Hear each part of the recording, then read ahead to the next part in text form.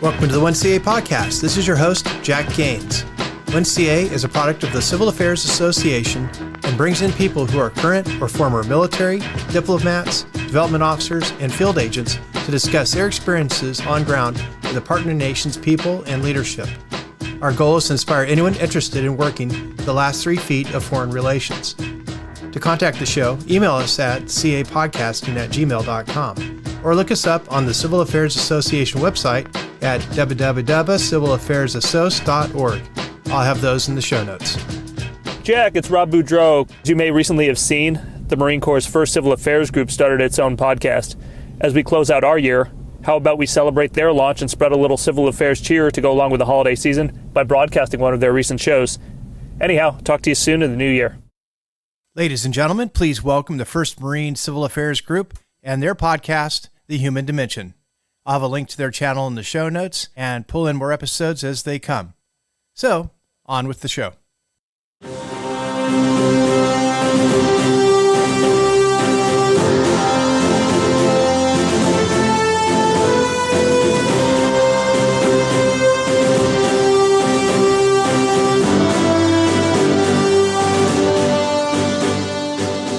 Good day, everyone. I'm Major Searls here with 1st Civil Affairs Group. We're on the Human Dimension Podcast, and we've got Marines here, Major Antonov, Captain Johnson, Staff Sergeant Camos, talk about their experience at Bright Star. How you Marines doing this morning? Doing great. Thanks for having us. Great, sir. Thank you for having us. Absolutely. Thanks for coming on the show and for your time. Major Antonov, why don't you share a little bit about your experience there at Bright Star? Yeah, absolutely.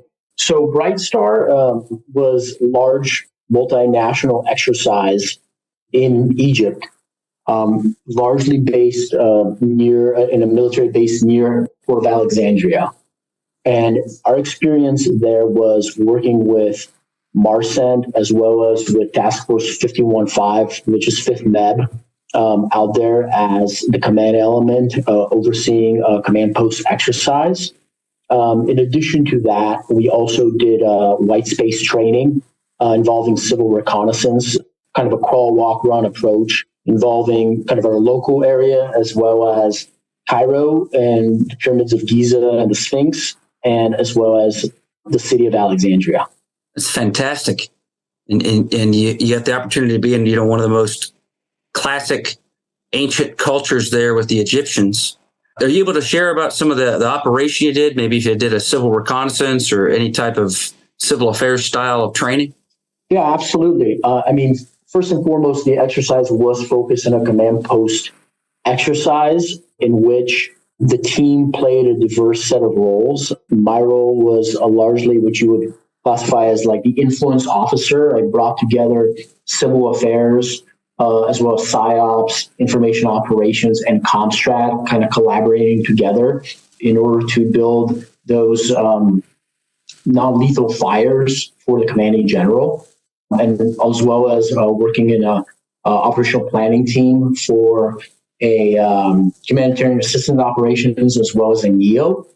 Then beyond that, we had Captain Johnson and Sergeant Oliver very focused in the command post execution, kind of responding to injects with a team of civil affairs Army civil affairs officers, as well as teams of foreign national military civil affairs experts as well.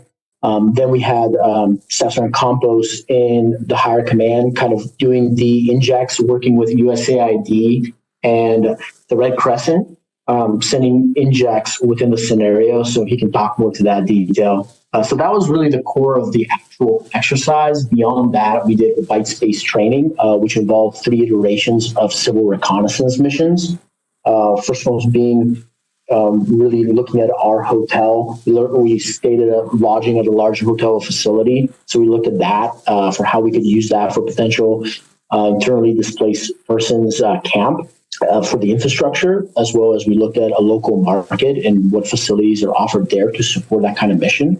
Then for the second walk piece, we were fortunate enough to do a cultural day in the pyramids of Giza and the Sphinx, as well as Cairo. And as part of that, we also did a concurrent civil reconnaissance of those monuments, as well as the road network between where we're staying near Alexandria and Cairo.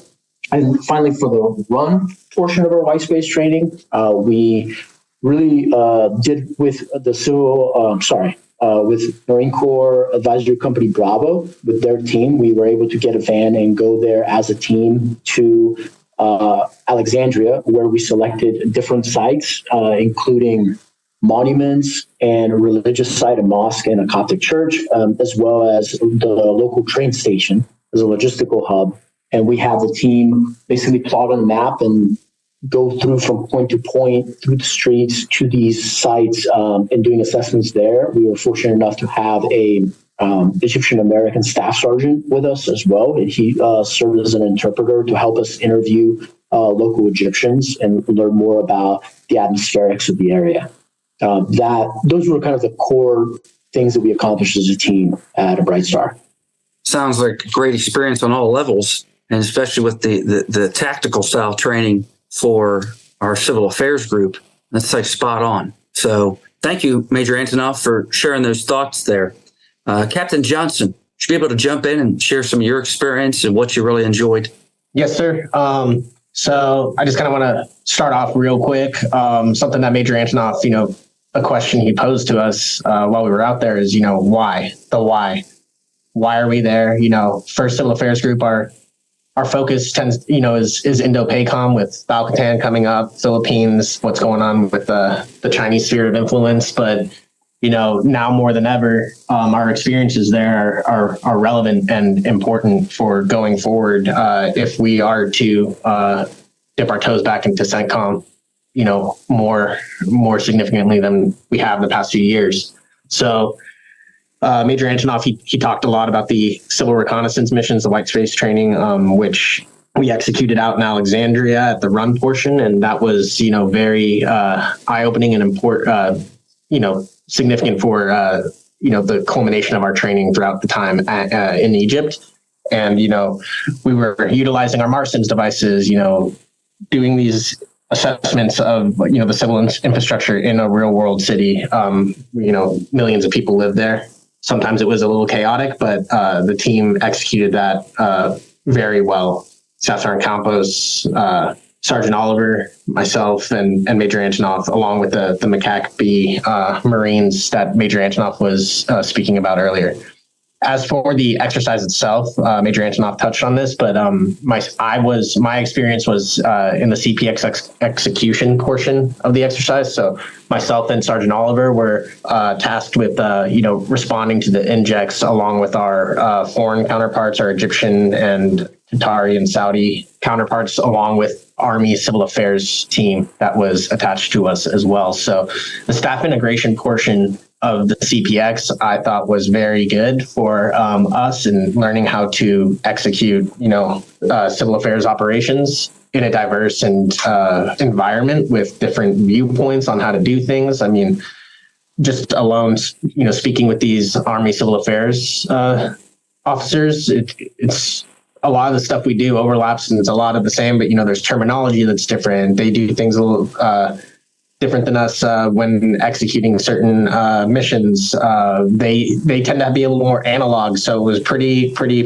cool to get to kind of train them up on how we use MARSIMS to execute our missions a lot of the times, and they were very interested in that and trying to bring that back to their unit. So it was a very good experience. I thought we responded to the injects very well and worked well as a team amongst other sections as well. So we were giving civil affairs capability briefs to, the intel section, the PSYOP, J39, things like that. And they asked for these briefs because they saw how we were doing during the exercise. So it was pretty cool. Sergeant Oliver did a great job, giving some MARSIMS training. She briefed the CG at 2 Cubs, and as a sergeant going in, briefing a 1-star, never having done that before. I thought she did a fantastic job. And then, Staff Sergeant Campos was up in HICON, pushing out these injects along with the interagency partners like from USAID and ICRC, and the interagency cooperation that occurred at this exercise I thought was fantastic. It really brought us some new insight on how they operate, how they do things, and they were more than willing and very excited to work with us as well. So that's I thought it was a great experience, and can help us moving forward in that region. If Brightstar ever, if we participate in that exercise again, I think there's some good groundwork for the next team that goes in. That's fantastic. That's great. You're planning ahead too, and making sure there's some runway or some structure for the next unit, the next CAG detachment to come into play. So thank you, Captain Johnson. Yes, sir. Staff Sergeant Camos, you're back. Yes, sir. Good morning, gentlemen. Good morning, Staff Sergeant. Great you made it on the show here. We'd love to hear your thoughts about your Brightstar experience. What do you have to say? Brightstar 23 was a great experience. I was able to be a part of a great team with Major Antonov, Captain Johnson, and Sergeant Oliver. I was able to work up in the high command. And when I first got placed there, I didn't know what to expect. First time kind of doing the whole in-checks, had to read through the whole script, cipher off like what actually works for civil affairs. I was able to work with USAID pretty closely, Melinda Hutchins, and she kind of guided me. I guess it's not her first experience doing an exercise this big. So she was able to guide me. I was able to just jump in there, read through the script. She kind of informed me, it's like, all right, our main focus is to just kind of work with the humanitarian portion. So pulled out some humanitarian stuff. They already had something going on as far as like what kind of injects we're going to be going down to the team as far as Captain Johnson, Sergeant Oliver. And from there, I kind of, with her guidance as well, kind of just made it seem easy for me to just complete all the injects. I believe there were 6 injects that were completed, and they went down to Captain Johnson and Sergeant Oliver and the rest of the Army CA folks who kind of work with their exercise.